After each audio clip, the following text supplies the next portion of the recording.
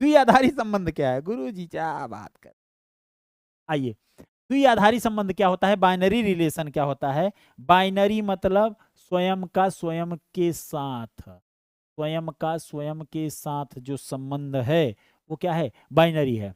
किसी एक ही समुच्चय में, एक ही समुच्चय ए में आर है जो कि ए क्रॉस ए का क्या हो? उपसमुच्चय हो, तो उसे हम द्विआधारी या बाइनरी रिलेशन कहते हैं। थोड़ा कम समझ में आया सर जी।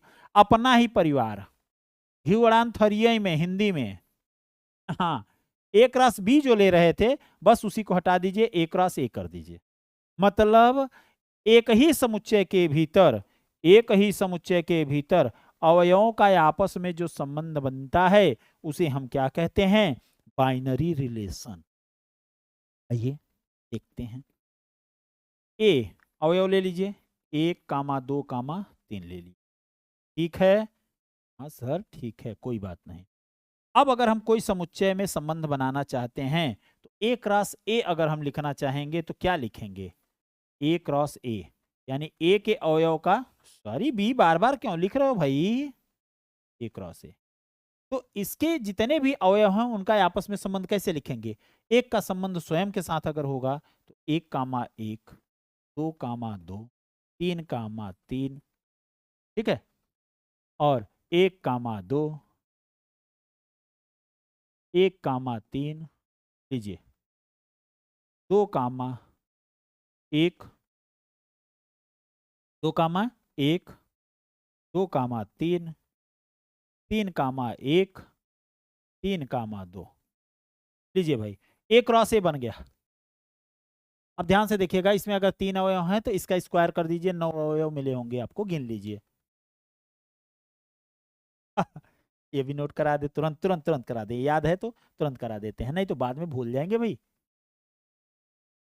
याद कर लीजिए, यदि समुच्चय ए में, समुच्चय ए में n अवयव हों, n अवयव हों, तो ए क्रॉस ए में n स्क्वायर अवयव होंगे, अवयव होंगे। हाँ सर जी, कैसे? अगर कोई समुच्चय आपने लिया, कोई समुच्चय आपने लिया और इसमें 1, 2, 3, 4, 5 अवयव मिल गए, यानी अवयवों की संख्या कितनी है? 5। तो ए क्रॉस ए में कुल कितने अवयव होंगे? 5 का वर्ग, यानी 25 अवयव होंगे।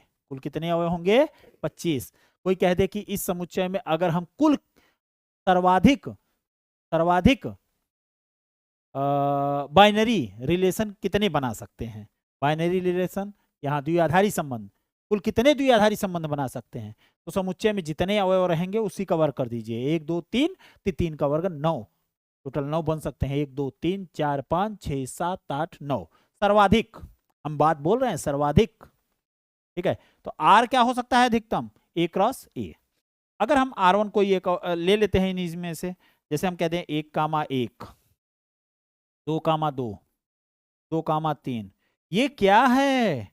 ये R1 क्या है? R1 एक द्विआधारी, द्विआधारी संबंध है। द्विआधारी संबंध क्या होता है?